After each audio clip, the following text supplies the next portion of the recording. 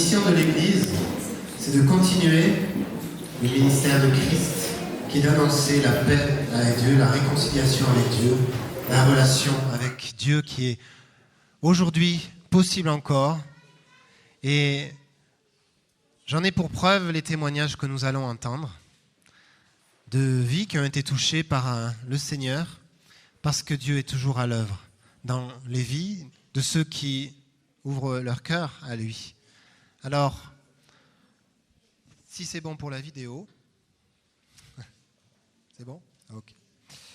Si c'est bon pour la vidéo, je vous encourage maintenant à accueillir Cindy Previtali pour entendre son témoignage.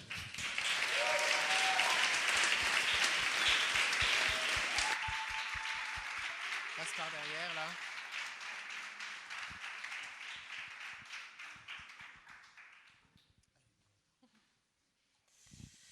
Bonjour à tous, je m'appelle Cindy Previtali, j'ai 31 ans, je suis animatrice dans une école maternelle à Auch. Fille de parents séparés, j'ai grandi avec beaucoup d'amour de la part de mes parents. Il y a eu des hauts et des bas comme dans toutes les familles, mais aujourd'hui, Dieu merci, j'ai la chance d'avoir une famille soudée et aimante.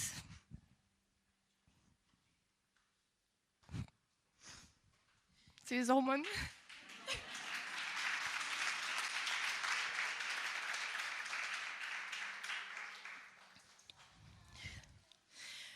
Petite, j'ai pu découvrir le christianisme grâce à ma mère et ma grand-mère. J'ai pu en apprendre davantage au fil des années, notamment grâce à la prière. Mais Jésus ne faisait pas encore partie intégrante de ma vie. J'y croyais, je croyais en Dieu. Je lui parlais de temps en temps, quand j'en avais besoin, mais sans plus. J'ai passé des années difficiles, remplies d'angoisse, d'incertitude. Je me heurtais trop souvent à des déceptions, des coups durs. Je n'en voyais pas le bout. J'étais vraiment dans un profond mal-être.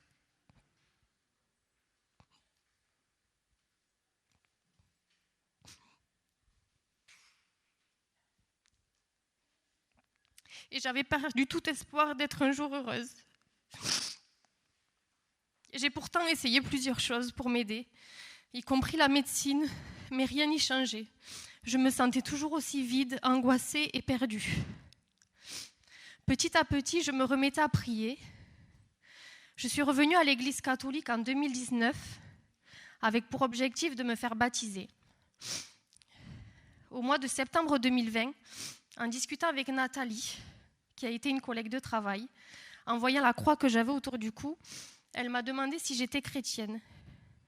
Je lui ai dit que oui et que je préparais mon baptême avec l'église catholique, mais que je ne trouvais pas trop ma place et qu'il manquait un peu de chaleur. C'est alors qu'elle m'a parlé de cette église et m'a proposé de venir un dimanche participer à un culte. Je suis donc venue et j'ai adoré. Je me suis sentie tellement bien ici en sortant. J'ai ressenti cet esprit familial et chaleureux. J'ai donc réfléchi et j'ai pris la décision d'arrêter la préparation avec l'église catholique. Et quelque temps après, j'ai participé à la formation Alpha. J'ai senti le Saint-Esprit me toucher en plein cœur lors d'une séance. Je ne saurais pas l'expliquer. Mais ça a été déterminant pour moi. Aujourd'hui, Jésus est omniprésent dans ma vie. Pardon. Je sais pertinemment que depuis que je me suis rapprochée de lui, toute ma vie a changé. Mon cœur est apaisé, je n'ai plus d'angoisse parce que je sais qu'il est là comme un soutien permanent. Je lui fais confiance dans toutes les étapes de ma vie. Grâce à lui, j'ai trouvé l'amour, le vrai, pur et sincère. Malgré que l'on soit différent, je sais que c'était sa volonté de me guider vers cette personne et que c'est mon destin. Jésus a pu remplir mon cœur de tout son amour. Et aujourd'hui, je le ressens d'autant plus avec ce cadeau qui grandit en moi depuis 7 mois. Ce cadeau du ciel, j'en serai toujours reconnaissante. Aujourd'hui, je suis heureuse grâce à Jésus et la confiance que j'ai pu lui accorder. Le baptême est pour moi la suite logique, une façon de lui dire que je suis prête, après ces années de confiance, de preuves qu'il m'a apportées, de réponse à mes prières que je suis prête à augmenter ma foi et d'être dans sa volonté, d'être renouvelée et de commencer une nouvelle vie.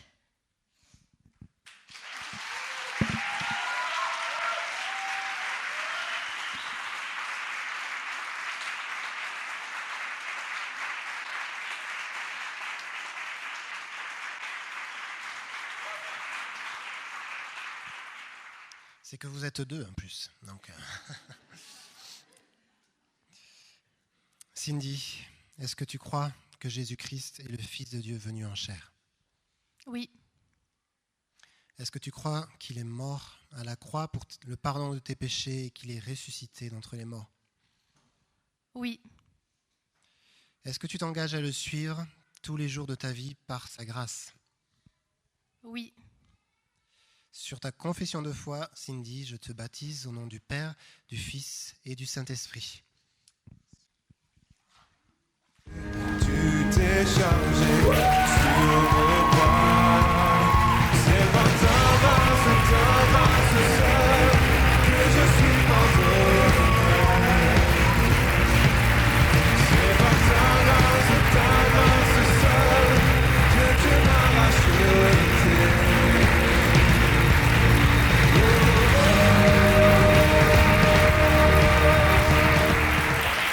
Que d'émotions, et ça va continuer avec Laurence.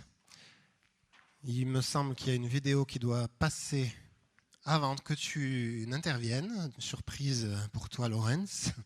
Salut Laurence, je te fais cette vidéo pour te souhaiter une belle journée. Je pense fort à toi. Je suis super fière de toi, de ce que tu es, de ce que tu fais et de tes choix. Donc voilà, je suis vraiment fière et je pense fort à toi, de là où je suis. Et voilà, j'espère te revoir très vite avec tout le monde et de gros bisous. Voilà.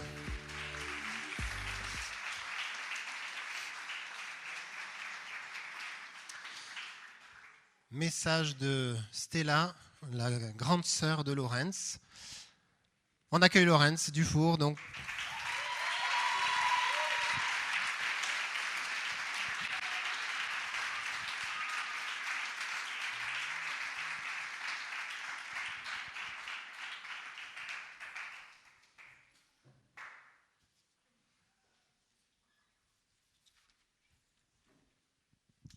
Bonjour à tous. Du coup, je m'appelle Laurence Dufour. Je suis né à Siadou, à Saint-Gaudens, et j'ai vécu à Siadou pendant 10 ans de ma vie.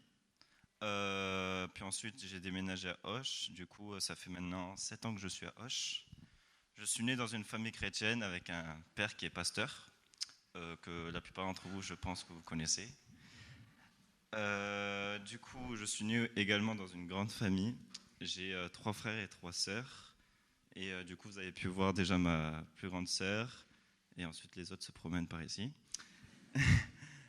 Et du coup, pendant mon enfance, qui a été à Siadou, j'avais plutôt une relation, on va dire, très saine. Je me souciais de rien.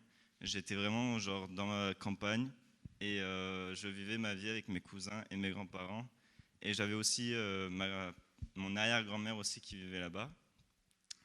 Et du coup, j'ai premièrement été, j'avais vraiment une relation avec mes cousins qui était déjà extraordinaire. Et avec mes grands-parents aussi, c'était que du bonheur d'être là-bas. Donc vraiment, j'aimais ma vie, on va dire, à Siadou. Et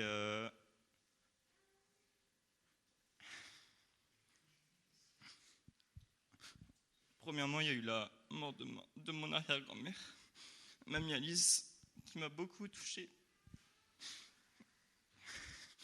Je pense que c'est un des enterrements qui m'a le plus touché. J'en ai fait très peu, mais je sais que c'est celui-là qui m'a vraiment marqué dans ma vie, qui m'a fait changer, qui m'a, on va dire, mûri déjà premièrement. Puis ensuite, du coup, il y a eu déjà l'arrivée des JO vers mes 8 ans, on va dire, à peu près. Donc, je pouvais pas encore y aller, mais je pouvais voir que, par exemple, mes grandes sœurs y allaient, qu'il y avait tous les jeunes qui se retrouvaient. Et je voyais que c'était tout ce que je voulais faire. je voyais que les JO, c'était vraiment quelque chose qui me plaisait parce que je voyais que c'était des groupes d'amis qui étaient chrétiens, qui n'avaient pas de jugement. Et moi, comme j'étais dans ma campagne, ça me permettait aussi de voir du monde. Et j'aimais, on va dire, cet esprit-là. Et ensuite de ça, il y a MCA qui s'est enchaîné. Et avec MCA, j'ai vu grandir, on va dire, des personnes qui, on va dire, avaient une foi en Dieu, mais qui voulaient vraiment la développer. Et en un an, à chaque fois, je voyais le changement et je me disais, mais waouh, c'est magnifique. Et je me disais, j'aime trop passer du temps avec l'AMC, j'aime trop être, on va dire, souvent, j'avais l'impression que les MC venaient vers moi, ils étaient grave accueillants et ils m'inspirent en fait. Et du coup, j'aimais cet esprit. Et j'ai vu que du coup, que j'avais ma place, on va dire, en Dieu, que j'avais ma place avec lui, que je voulais vivre des temps avec lui. Mais j'étais encore petit, je ne savais pas comment faire et j'avais pas beaucoup, on va dire, de moyens pour... Enfin, je voyais que j'allais à l'église, mais je voyais plus ça comme quelque chose qu'il fallait faire, quelque chose que je devais y aller, mais sans forcément de raison valable. Et du coup, je passais plus de temps à être avec soit mes frères et sœurs, soit avec des jeunes de l'église et à parler, à juste les retrouver. Mais j'avais pas vraiment de relation avec Dieu. Et ensuite, du coup, je suis arrivé à Auch. Et ça a été un gros changement dans ma vie, parce que du coup, ça a changé complètement ma vie que je connaissais. J'avais pas du tout le même système de vie, je pouvais plus voir mes cousins, j'avais plus mes grands-parents aussi que je pouvais aller voir tout le temps. Et du coup, ça a été un gros changement pour moi. Et du coup, je suis rentré ici, j'étais en CM2. Moi, du coup, je me suis habitué à ma vie ici. C'était assez, pour l'instant c'était relativement bien, j'aimais, mais je voyais que c'est pas quelque chose qui me plaisait par rapport à avant. Puis ensuite je suis rentré au collège et les années du collège ont été des années assez compliquées pour moi, on va dire, parce que j'ai eu beaucoup de remarques, on va dire, de personnes, parce que comme je venais d'une campagne, je me souciais de rien, donc tout ce qui était les relations amicales ou avec les filles, ça m'intéressait pas. Genre, j'étais juste le petit garçon qui était lui-même et qui s'amusait de la vie et qui allait à l'église le dimanche. Et personne ne savait véritablement que j'allais à l'église parce que je le disais pas. C'était pas comme je me disais que c'était plus une corvée qu'autre chose d'aller à l'église, genre que c'était vraiment pas quelque chose que j'aimais faire ou que j'aimais aller. Du coup, je me disais, ça sert à rien que je le dise à tout le monde parce que, ils s'en foutent quoi. Et du coup, après ça, j'ai eu du coup une aide, on va dire, de ma famille. J'ai toujours eu une grande présence de ma famille. Elle a toujours été là pour moi, même si moi, justement, je l'ai rejetée parce que j'étais quelqu'un qui aimait embêter les gens, qui aimait embêter ses frères et sœurs. Et qui aimait, on va dire, se sentir plus fort, on va dire. Qui aimait se sentir au-dessus des autres, qui aimait avoir une position au-dessus. Et sauf que je voyais que ce problème que j'avais, on va dire, c'était par rapport au jugement que je pouvais avoir au collège, de critiques que je pouvais avoir aussi sur ma personne. Et je sais plus comment c'est arrivé, mais je sais qu'aussi j'ai eu des remarques sur ma religion parce que c'était à un moment donné où peut-être que c'était des moments où aussi je vivais des temps forts avec les JE. Les JE, c'est Jeunesse Espoir, c'est des temps qu'on a avec les jeunes de l'église. Et du coup, j'ai eu beaucoup de critiques sur ça, mais à côté de ça, du coup, je vivais des temps à l'église, comme je disais. J'avais mes temps, on va dire, avec Dieu. Je commençais à aimer, on va dire, la louange et je voyais que c'était quelque chose là où je voulais m'investir. Du coup, je faisais de la guitare, un instrument, pour pouvoir m'accompagner à la louange, pour pouvoir chanter aussi. Mais je voyais qu'au fond de moi, je n'allais pas si bien que ça et que j'avais perdu vite l'envie de louer Dieu ou bien même de vivre des temps avec lui, car je préférais être comme les autres de mon âge. Je me disais vouloir être normal. Et sauf que vouloir être normal sans Christ, c'est compliqué. Mais du coup, j'ai donc été très longtemps à l'écart de Dieu. ce qui m'a enfoncé dans de profonds péchés aussi, par le mensonge, par plein de choses, par la malhonnêteté aussi. Et puis quelquefois, après des journées JE ou des camps JE, je me disais souvent, ouais, je vais changer. Et puis à la rentrée ou la semaine qui suivait, ben, ça recommençait et encore et encore. Du coup, ma foi avec Dieu, elle a vraiment été, on va dire, bancale toute ma vie. J'ai jamais vraiment ressenti que j'avais à cœur Dieu, que j'avais une foi pour Dieu énorme. Et c'est arrivé à une colo que j'ai faite, une colo imaginaire, c'était il y a 3 ans. J'en avais fait une année avant, mais ça m'a pas changé radicalement. C'était surtout cette année-là, parce que j'ai pu voir que Dieu pouvait placer des messages par moi, qui pouvaient parler à travers moi, qui pouvaient même me parler à moi-même. Je pouvais vivre des temps, on va dire, avec lui. Et ça m'a vraiment chamboulé, ça m'a changé mentalement. Puis en plus, c'était vraiment une année là où je passais du collège au lycée. Du coup, je me disais, je pourrais changer complètement. Et j'ai su changer, on va dire, en Christ. Et j'avais un amour énorme pour lui. Je vivais des temps avec Dieu qui étaient énormes. Et je voyais qu'aussi, il pouvait faire des miracles. Parce que il y a eu Pierre Kranga qui est venu à une journée JE. Et qui a demandé à des personnes, par exemple, les personnes qui étaient atteintes de scoliose, qui pouvaient s'avancer. Et on avait fait un exercice, on va dire, là où j'ai vu des miracles, mais devant mes yeux. Et j'ai vraiment, ça m'a changé. C'était vraiment quelque chose que je me disais, mais si moi je peux le voir, est-ce que tout le monde peut le voir? Et je voulais que tout le monde le voie, je voulais que ce soit vraiment genre répandu, que tout le monde puisse le voir, que c'était quelque chose qui m'avait vraiment changé mentalement. Et du coup, après ça, je suis retourné au lycée. Et au lycée, j'ai eu, on va dire, un problème de cœur avec une certaine personne. Et ça m'a vraiment changé, on va dire, dans mon identité, parce que du coup, j'avais plus de confiance en moi, j'avais plus rien, on va dire. Je voulais tout simplement plus avoir de relations avec les gens, je voulais rester seul dans ma chambre, à plus rien faire. Du coup, j'ai eu un gros problème d'identité. Et du coup, c'est ce qui m'a poussé, on va dire, à changer. Et il faut savoir que dans mes années du collège, tout le monde me disait que je ne savais pas m'habiller. Et que je suis arrivé au lycée et tout le monde était changé tout le monde était, on va dire, un peu choqué du changement un peu que j'avais, à vouloir tout le temps vouloir bien m'habiller, tout le temps vouloir être bien coiffé, bien ci, bien ça. Et même moi, je l'ai vu que ça m'a changé et que c'était vraiment sur ce point-là, sur le problème d'identité, parce que je n'avais plus du tout confiance en moi et je voulais avoir, on va dire, des compliments d'autres personnes pour pouvoir me sentir bien. Alors que je sais que mon problème d'identité, c'était pas en fonction des autres, mais c'était en fonction de Christ. Et du coup, j'ai pu avoir tout au long de ma vie aussi des personnes qui m'ont soutenu. Je pense notamment à Nathan, qui a été pour moi un cadeau de Dieu. Parce que je l'ai vu apparaître. Il a fait MC. Et puis, il a prolongé, on va dire, avec mon père. Il lui a fait confiance. Et je vois maintenant où il en est. Il est à côté de mon père tous les jours. Il est investi en Dieu. Il est investi dans la louange.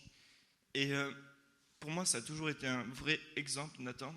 Parce que je voyais tous les dons qu'il avait. Je voyais tout ce qu'il faisait avec Dieu. Et je me disais, je veux faire la même chose. Je voyais les dons qu'il avait pour la louange, je voulais faire la même chose. Je voyais les dons qu'il avait pour prier, je voulais faire la même chose. Tous ces dons-là, je le voyais en lui et je me disais, lui, c'est comme un frère. Parce qu'en plus, il a vécu pendant 8 ans chez nous. Et c'est pour ça aussi qu'aujourd'hui, je décide de me faire baptiser par lui. C'est parce que pour moi, c'est un cadeau de Dieu et c'est pas pour rien qu'il a été dans ma vie. Et il y a aussi Andy qui m'a beaucoup soutenu l'année dernière à travers la louange et à travers la confiance en moi aussi pour chanter, pour faire de la guitare. Et c'est vraiment quelque chose que j'aimais faire. Et avec lui, c'était encore mieux. Donc je vous remercie. Et du coup, je me baptise parce que je crois que Dieu est un Dieu des miracles. Il est un Dieu de pardon. Il est un Dieu de soutien. Il est ma priorité. Je veux le suivre. Je veux être avec lui dans chaque mauvais moment et bon moment. Et il y a ce verset aussi qui m'avait beaucoup touché. C'est Acte 2, verset 38, qui dit « Pierre leur dit, changez d'attitude et que chacun de vous soit baptisé au nom de Jésus-Christ pour le pardon de vos péchés et vous recevrez le don du Saint-Esprit. »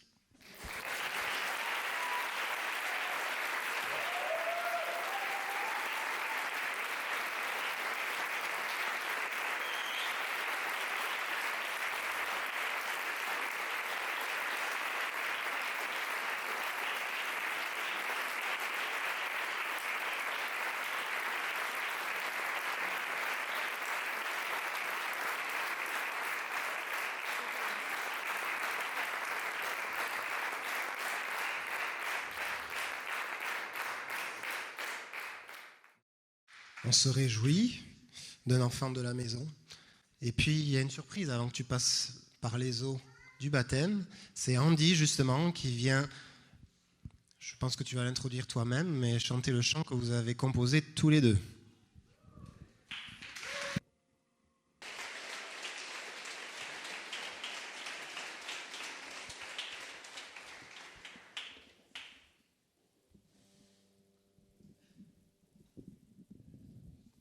Bonjour à tous.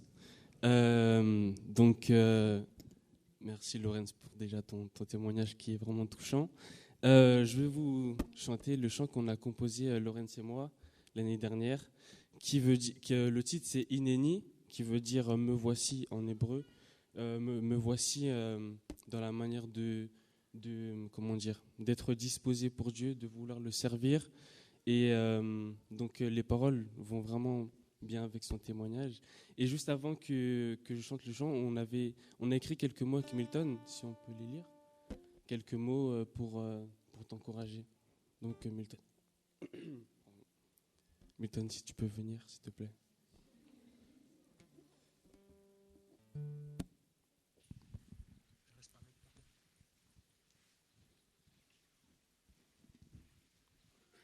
Il n'y a rien de plus courageux que donner son amour pour quelqu'un.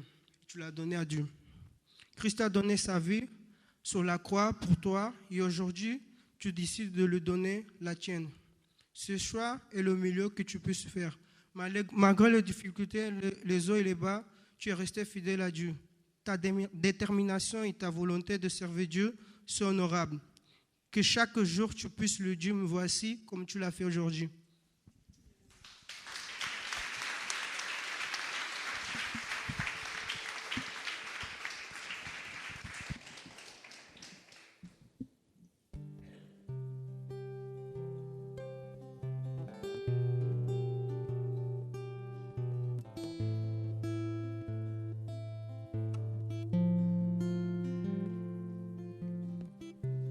Dans mes doutes et mes peurs, dans ma joie et mes douleurs, tu es là. Mes chaînes ont été brisées, ma honte a été effacée. Dans le nom de Jésus, me voici. Prêt à te servir, prêt à t'obéir. Tu es ma raison de vivre, le chemin que je veux suivre. Chaque jour, chaque jour. Lorsque j'étais abandonné, perdu et aveuglé, tu m'as aimé, tu m'as appelé par mon nom, amené sur la voie du pardon. Dans le nom de Jésus, me voici, prêt à te servir, prêt à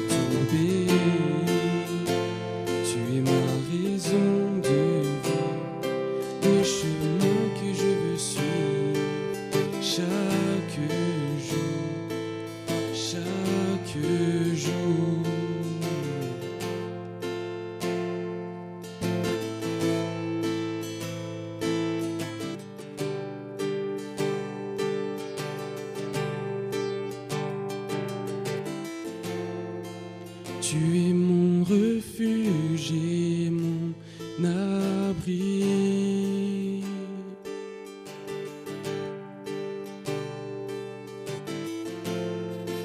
Tu es mon secours et mon appui.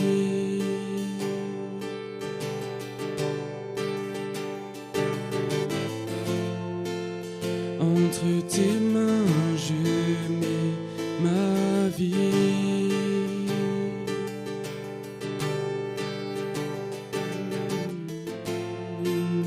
Pour toi, Seigneur, inéni.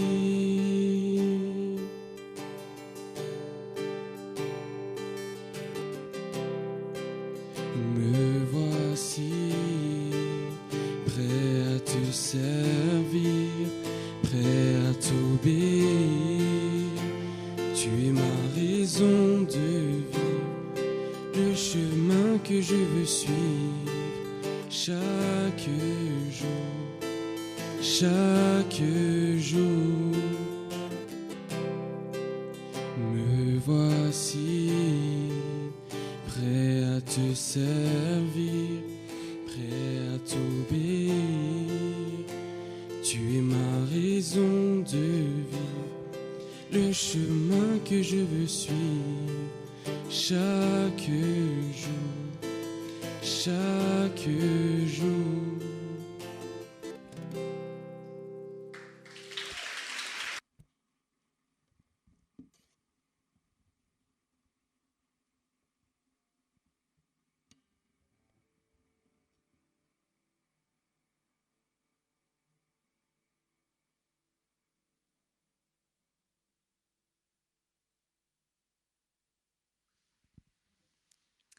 Laurence,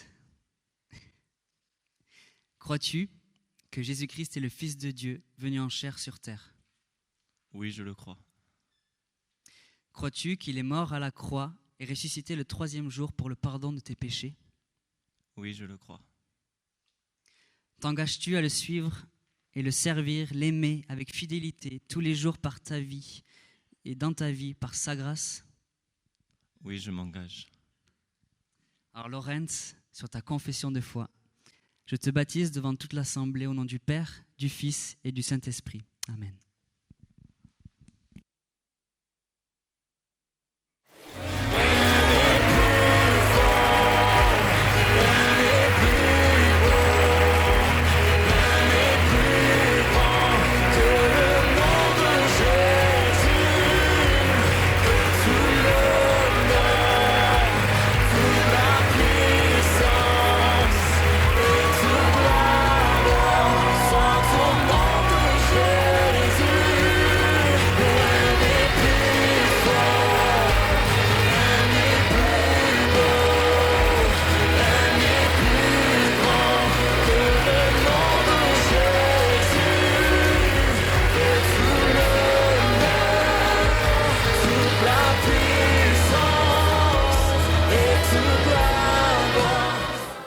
Quelle joie, n'est-ce pas? Magnifique. Merci Cindy, merci Laurence pour ces témoignages magnifiques. Alors une joie qui est aussi une joie d'un papa, puisque Laurence est mon fils. Alors hier, nous avions une conversation et je lui dis, demain, je dois préparer mon partage avec l'église, ma prédication. Et il me dit, mais tu sais, je vais parler longtemps, donc je ne sais pas s'il te restera beaucoup de place. Alors, je vous rassure, je ne serai pas très long pour respecter aussi votre temps. Merci à tous d'être là. Vous êtes nombreux à nous avoir rejoints pour célébrer cette journée. Et quelle journée de fête! Nous nous réjouissons de ce que Dieu est vivant. Nous le croyons, c'est pourquoi nous le chantons, c'est pourquoi nous le partageons. Et puis, je souhaiterais partager pendant quelques minutes sur ce texte qui nous vient tout droit du livre des psaumes. Les psaumes est un recueil de chants qui ont été écrits pour la plupart en tout cas, par le roi David, alors qu'il n'était encore qu'un berger. Et dans le psaume 34, verset 8, il nous est dit « Savourez et sentez ou voyez combien Dieu ou l'Éternel est bon. Savourez et voyez que Dieu est bon. Heureux l'homme et la femme qui se confient en Dieu. » Ce que nous avons entendu ce matin, ce n'est pas plus finalement qu'une invitation à découvrir, à savourer et à sentir ou goûter que Dieu est bon. Vous savez, nous pouvons croire ou ne pas croire en Dieu. Partout, vous allez rencontrer des hommes et des femmes qui font le choix de croire ou de ne pas croire, mais bien souvent, la vraie question n'est pas tant de croire ou ne pas croire, la question se pose en termes de est-ce que nous croyons que Dieu est bon ? La bonté de Dieu. Nous l'avons chanté ce matin, nous avons chanté l'amour extravagant de Dieu, parce que c'est ce que nous croyons, pas simplement parce que nous l'avons lu dans un livre, ou nous l'aurions peut-être même lu dans quelques versets bibliques, mais parce que nous l'avons expérimenté dans notre quotidien, au sein même de nos difficultés, de nos épreuves. Dieu s'est révélé à nous comme un Dieu bon. Savourez et voyez que Dieu est bon. La bonté de Dieu est ce qui a été contesté depuis le commencement. Nous croyons que Dieu est créateur de tout ce que nous voyons, de la terre, du ciel, des hommes et des femmes. Dieu est celui qui se révèle dans sa parole comme étant l'auteur de la création. Et dans le projet bienveillant de Dieu, il a placé un homme et une femme dans un jardin, c'est le début de l'histoire. Mais très rapidement, alors qu'ils étaient dans cet environnement bienveillant, rempli de l'amour et de la bonté de Dieu, qui était manifesté partout par la création, eh bien le doute est venu se distiller dans la pensée de l'homme et de la femme. Dans le livre de la Genèse, vous retrouvez ces récits. Nous n'aurons pas le temps ce matin de tous les élaborer, les développer en détail. Mais le mal, Satan s'est incarné dans un serpent et il nous est dit que le serpent était le plus rusé de tous les animaux des champs. Et le serpent dit à la femme, « Dieu a-t-il réellement dit, vous ne mangerez pas de tous les arbres du jardin ?» Effectivement, il y avait dans ce jardin un arbre, et Dieu avait demandé à l'homme et à la femme de ne pas en manger les fruits. Et le diable vient, par sa ruse, semer le trouble. La femme répondit au serpent, « Nous mangeons du fruit des arbres du jardin. Mais quant au fruit de l'arbre qui était au milieu du jardin, Dieu a dit, « Vous n'en mangerez point et vous ne toucherez point, de peur que vous ne mouriez. » Alors le serpent dit à la femme, « Vous ne mourrez point, mais Dieu sait que le jour où vous en mangerez, vos yeux s'ouvriront et que vous serez comme des dieux, connaissant le bien et le mal. » Dès le commencement, le doute quant à la bonté de Dieu est là, est contesté.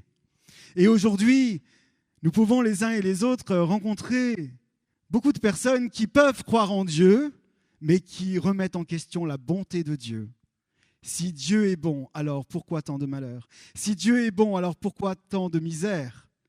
La bonté de Dieu est depuis le commencement contestée par l'homme et la femme, alors que c'est précisément l'homme et la femme qui a fait un choix de se retirer de cette bonté en écoutant le mensonge du diable.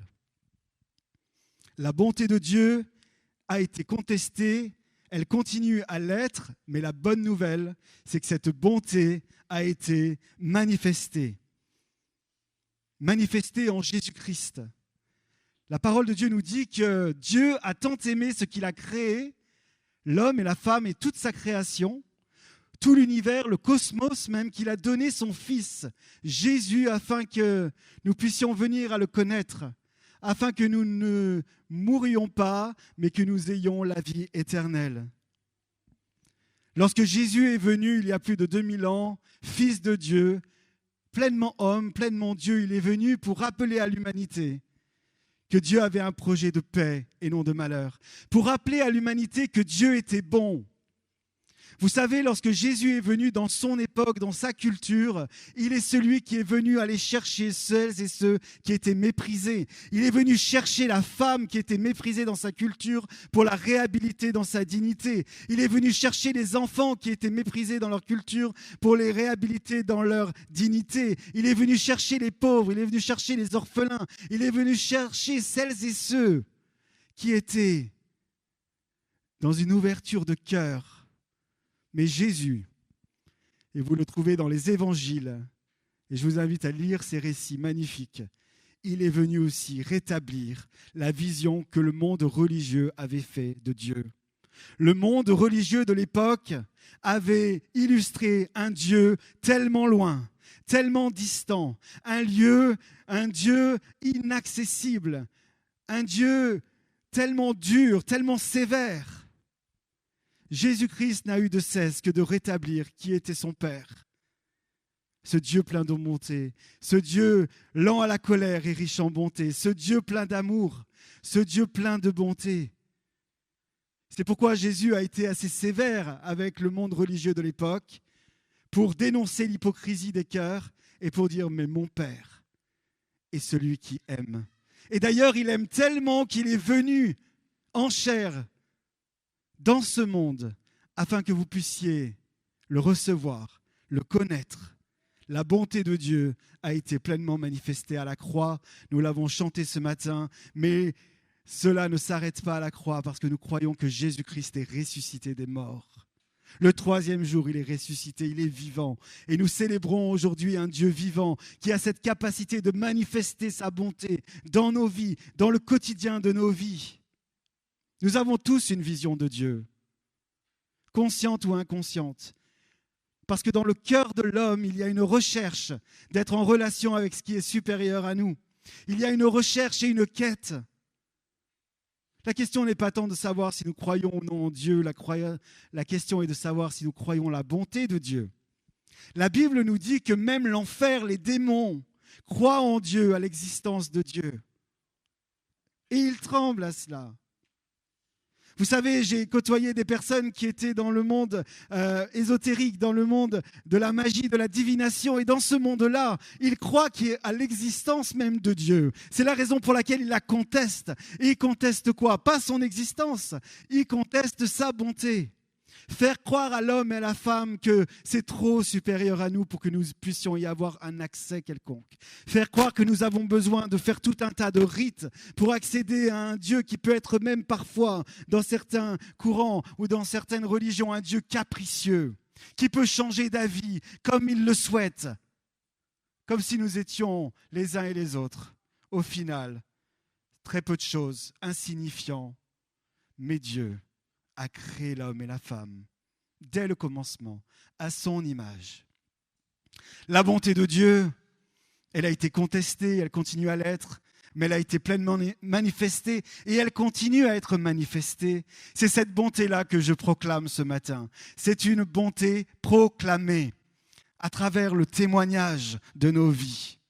Malgré toutes nos limites, toutes nos imperfections, lorsque je parle de la bonté de Dieu, je proclame que son nom est tellement grand, tellement puissant, tellement proche, qu'il me permet aujourd'hui de pouvoir le partager aux autres. C'est pourquoi nous avons eu 2 magnifiques témoignages ce matin et un temps de baptême. Ce temps d'immersion dans l'eau est précédé par la proclamation de la bonté de Dieu, parce que nous croyons que Dieu vit, nous croyons que Dieu est vivant, nous croyons qu'il est puissant et qu'il se révèle à nous. Il est un Dieu qui restaure, un Dieu qui guérit, un Dieu qui, et cela nous l'a été rappelé, nous donne notre vraie identité. La contestation ne dure pas toujours, nous le croyons, et Dieu à la victoire sur nos pensées parfois qui nous amènent dans des endroits sombres et dans des endroits de désespoir. Enfin, la bonté de Dieu est une bonté partagée. Dieu a tant aimé le monde, Dieu a tant aimé qu'il a donné son Fils. La bonté de Dieu s'est manifestée par le don. Vous savez, on peut donner sans aimer, mais on ne peut pas aimer sans donner. Et nous avons un Dieu qui s'est donné. Il s'est donné entièrement, jusqu'au bout. Dans son amour, il est venu à nous, j'en ai parlé. Et aujourd'hui, nous pouvons partager cette bonté de Dieu à travers nos vies, à travers nos engagements. Vous êtes nombreux ce matin et je suis certain, si nous faisions un tour de salle, que plusieurs partageraient ce qu'ils ont particulièrement à cœur. Pour certains, ça va être l'environnement. Pour d'autres, ça va être la justice sociale. Pour d'autres, ça va être les personnes âgées. Pour d'autres, ça va être les enfants. Pour d'autres, ça va être le travail et une équité, une bienveillance dans le monde du travail. N'est-ce pas, n'avons-nous pas tous des causes ou des choses dans lesquelles on se dit « je veux apporter ma contribution, aussi petite soit-elle » Vous savez que cela vient de Dieu. Quel que soit ce que vous avez à cœur, ce qui résonne dans vos vies, ce qui vous fait le matin vous lever parfois, que vous croyez en Dieu ou non, c'est cette chose-là qui vient de Dieu parce que Dieu vous a créé à son image. Et il a placé en vous des désirs, des aspirations de faire de ce monde un monde où sa bonté va être manifestée. Y avez-vous déjà pensé ?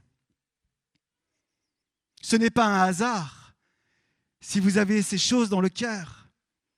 Mais cela vient aussi refléter le mal-être, le profond désarroi de notre civilisation, en tout cas de notre société, de notre actualité. Je ne m'étendrai pas ce matin sur ce que font la une des journaux ou des médias à longueur de journée, mais nous sommes dans un monde, évidemment, qui va très très mal. L'homme et la femme se sont éloignés de Dieu, les conséquences ont été terribles pour la création, pour l'environnement, pour les relations entre hommes et femmes, pour les relations entre tout ce qui a été créé par Dieu. Mais Christ en venant, Christ en s'offrant, ouvre un chemin nouveau aujourd'hui, où toutes nos aspirations, tous nos désirs d'engagement font sens, parce qu'ils sont réconciliés avec le mandat que Dieu a donné à l'homme et à la femme de faire de ce monde un monde où la bonté de Dieu va être manifestée. Nous disons aussi que son règne sera manifesté. Quand Jésus pria son Père, vous connaissez peut-être cette prière, il priera « Notre Père qui est dans les cieux ». Notre Père qui est dans les cieux. Que ton règne vienne, que ta volonté soit faite sur la terre, comme cela est fait dans le ciel. Cette bonté partagée nous indique que quel que soit là où nous en sommes dans notre chemin de foi, nous pouvons d'ores et déjà être en mouvement pour manifester quelque chose qui bien souvent nous dépasse. On n'y mettra peut-être pas le nom de Dieu derrière ou le nom de Jésus. Et c'est peut-être pas ce que vous faites ce matin en étant là, mais vous vous dites peut-être, mais effectivement, il y a des choses qui parlent tellement fort en moi. Pourquoi ? D'où ça vient ? Ça vient de votre raisonnement, de votre intelligence, de vos émotions, tout ce que la Bible appelle l'âme, mais cela vient de ce qui a été distillé avant même que le monde soit en vous, de ce que vous avez été créé à l'image de Dieu. Il y a un chemin de vie, il y a un chemin tellement fort en Jésus-Christ, car lorsque nous acceptons Jésus, lorsque nous recevons le Christ, ce n'est pas simplement une religion, et ce n'est même pas une religion d'ailleurs que nous accueillons, mais c'est la vie, c'est la source même de la vie. Et lorsque je suis reconnecté à la source de vie, alors je sais que je ne peux pas simplement m'appuyer sur mes propres forces. Nous avons tous l'inclinaison de nous appuyer sur ce qu'on sait faire, de ce qu'on maîtrise. Mais la vie nous montre bien que très souvent, on ne maîtrise absolument plus rien. Et c'est dans ces moments-là où il est tellement important de se reconnecter à Dieu dans sa bonté. Qui, quelles que soient tes réussites ou quels que soient tes échecs, son dernier mot sur ta vie est « Je t'aime ». Je suis avec toi, je suis pour toi et je t'ai placé ici et maintenant dans toute l'histoire de l'humanité parce que ta vie a un sens, parce que ta vie mérite d'être vécue, parce que j'ai un projet de vie pour toi. Et ce projet, c'est que tu découvres cette source de vie afin que tu puisses non seulement cesser de contester la bonté de Dieu, mais que tu puisses la manifester à travers ta vie, afin que tu puisses la proclamer à travers ce que tu vas dire, mais que tu puisses aussi partager cette bonté dans des actes concrets d'amour. Il y a un texte dans Galates qui nous dit « Ne nous lassons pas de faire le bien ». Et ce sera mon encouragement pour cette fin de partage avec vous. Ne nous lassons pas de faire le bien, car nous moissonnerons au temps convenable si nous ne relâchons pas. Ne cessons pas de faire du bien. Quels que soient les lieux dans lesquels vous êtes, quels que soient les endroits où vous êtes engagés, que ce soit au sein de clubs sportifs, que ce soit au sein de vos familles, que ce soit au sein d'associations, quels que soient les lieux d'engagement, que ce soit dans un restaurant au plein centre de ville à Auch, que ce soit dans des entreprises, que ce soit dans des municipalités, que ce soit dans le sport, que ce soit dans la culture, que ce soit dans les médias, que ce soit dans la politique, l'économie, ne cessons pas de faire le bien, parce que le Dieu auquel nous croyons est un Dieu qui a créé toute réalité visible, mais aussi invisible. Et nous croyons qu'alors que nous manifestons la bonté de Dieu, alors les choses bougent. Les choses bougent. Et la bonne nouvelle, c'est qu'en Christ, elles bougent durablement, ici, maintenant, et jusque dans l'éternité. Ici et maintenant et jusque dans l'éternité. Lorenz et Sandy ont accueilli cette bonté de Dieu qui a un impact dans leur vie, ici et maintenant. La bonne nouvelle de Christ, ce n'est pas simplement pour avoir l'assurance d'une éternité avec lui, même si c'est précisément aussi ce pourquoi il est venu sur cette terre. Mais c'est pour que tu vives ici et maintenant, sur cette terre, la bonté de Dieu dans le quotidien de ta vie. Alors, si tu es en mouvement, soyez encouragés. Sois encouragé ce matin. Manifeste cette bonté. S'il y a des choses que tu n'arrives pas à articuler dans ce que tu vis, alors je t'invite à en parler avec ceux qui t'ont invité dans ce lieu, parce qu'il y a une rencontre. Et cette rencontre, c'est une rencontre personnelle. Nous ne sommes pas ici en train de suivre un quelconque homme ou une quelconque pensée qui viendrait du haut d'une estrade ou d'un pupitre, mais nous sommes là, rassemblés auprès de celui qui vient à ta rencontre. Et il vient à ta rencontre ce matin, dans sa bonté, pour te partager son cœur, te partager sa volonté, afin que tu puisses faire taire toutes ces voix de contestation qui te font tant de mal, qui te laissent à penser que tu n'es pas assez ou peut-être trop, qui te laissent à penser que c'est pour les autres mais pas pour toi, afin que tu puisses découvrir cette bonté qui s'est manifestée dans son amour. Et l'amour de Dieu, c'est une réalité, ce n'est pas juste un concept, c'est quelque chose qui peut vraiment bouleverser, changer les vies. On en a eu l'illustration ce matin. Et cette bonté nous met en mouvement. C'est une bonté partagée. Et ce matin, c'est ce que nous partageons ensemble, la bonté de Dieu.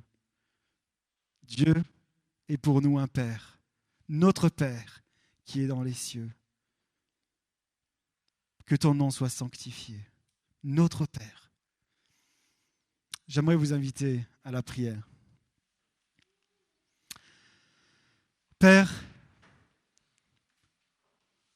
c'est devant toi que nous nous tenons ce matin dans ce lieu, avec reconnaissance pour tout ce que nous avons partagé, pour tout ce que nous avons entendu.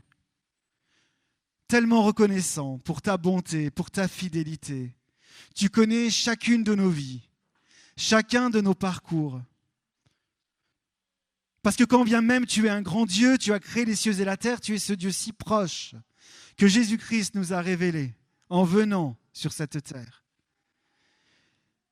Et Père, je te remercie de ce que ce matin tu viens auprès de chacun, te manifester dans ton amour, dans ta bonté. Nous reconnaissons, Seigneur, que nos vies sans toi peuvent faire beaucoup de choses et beaucoup de bonnes choses. Mais ce que nous voulons ce matin, c'est connecter ou reconnecter avec cette source de vie, cette source de paix, cette source d'espérance, cette source d'amour. C'est pourquoi, tel un torrent, tu te déverses dans nos cœurs et tu viens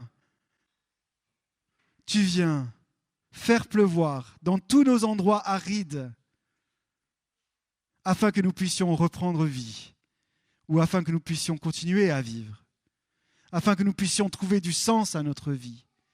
Et tout cela dans ton amour, dans ton accueil, dans ta bonté. savourez et voyez combien Dieu est bon.